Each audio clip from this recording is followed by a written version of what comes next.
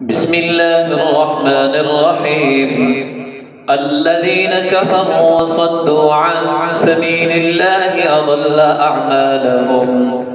والذين آمنوا وعملوا الصالحات وآمنوا بما نزل على محمد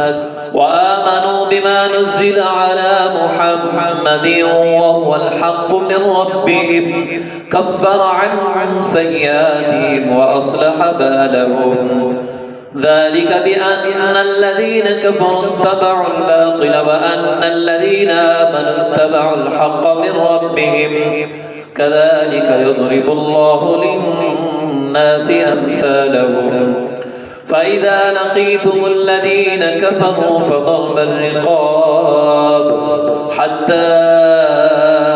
إذا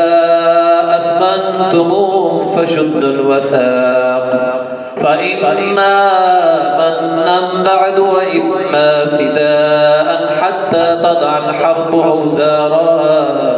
ذلك ولو يشاء الله لانتصر منهم ولكن ليبلو بعضكم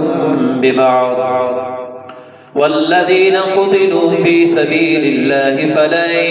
يضل أعمالهم سيهديهم ويصلح بالهم ويدخلهم الجنة عرفها لهم يا أيها الذين آمنوا إن تنصروا الله ينصركم ويثبت أقدامكم والذين كفروا فتعسا لهم وأضل أعمالهم ذلك بأن الذين كفروا اتبعوا الباطل ذلك بأنهم كرهوا ما أنزل الله فأحبط أعمالهم